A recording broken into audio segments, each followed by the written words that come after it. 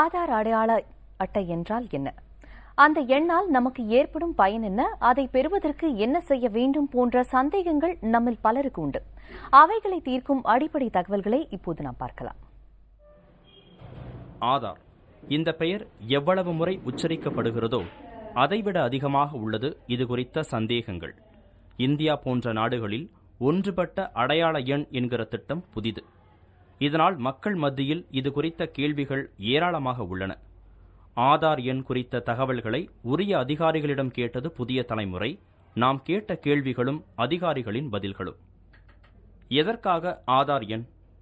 ஒவ்வொரு 10 ஆண்டுகளுக்கும் ஒருமுறை மேற்கொள்ளப்படும் மக்கள் தொகை கணக்கெடுப்பு பணியோடு இந்த முறை தேசிய மக்கள் தொகை பதிவேடு உருவாக்கும் பணியும் தொடங்கப்பட்டுள்ளது. நமது பெயர் மற்றும் விவரங்களை தேசிய மக்கள் தொகை பதிவேட்டில் இடம்பெறச் செய்யும் முயற்சியின் இறுதி வடிவம் ஆதார் எண் என்கிற பிரத்யேக அடையாள எண். என்னென்ன விவரங்களை தர வேண்டும்?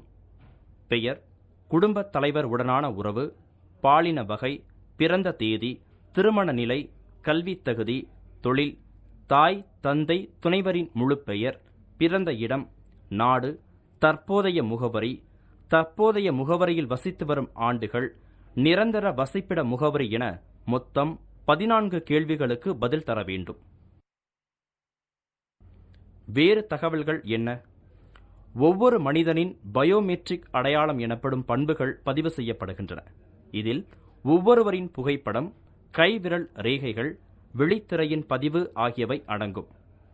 மற்றவர்களைப் போலவே மாற்றுத்திறனாளிகளுக்கும் அடையாளங்கள் பதிவு செய்யப்படும். என்ன குறைபாடு உள்ளதோ அதுவும் பதிவேட்டில் இடம்பெறும். ஆதார் எண் எப்படி வழங்கப்படும்? அனைத்து தகவல்களும் இந்திய அரசின் பிரத்யேக அடையாள எண் ஆணையத்திற்கு வழங்கப்பட்டு தகவல்கள் சரிபார்க்கப்பட்ட பின்னர் தனிநபருக்கான பிரத்யேக எண் வழங்கப்படும்.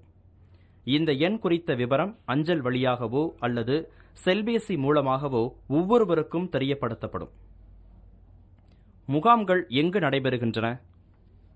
தமிழகம் முழுவதும் மாநகரம், நகரம், கிராமம் என அனைத்து பகுதிகளிலும் ஆதார் எண் தகவல் சேகரிப்பு முகாம் நடைபெறுகிறது. நடைபெறும் தேதி குறித்த அறிவிப்பு உள்ளாட்சி நிர்வாகத்தினர் மூலமாக அறிவிக்கப்படுகின்றன. ஒவ்வொரு பகுதிகளிலும் நடத்தப்படும் முகாம்களுக்கு சென்று தகவல்களை வழங்கலாம். முகாம்களை தவறவிட்டவர்கள் என்ன செய்யலாம்?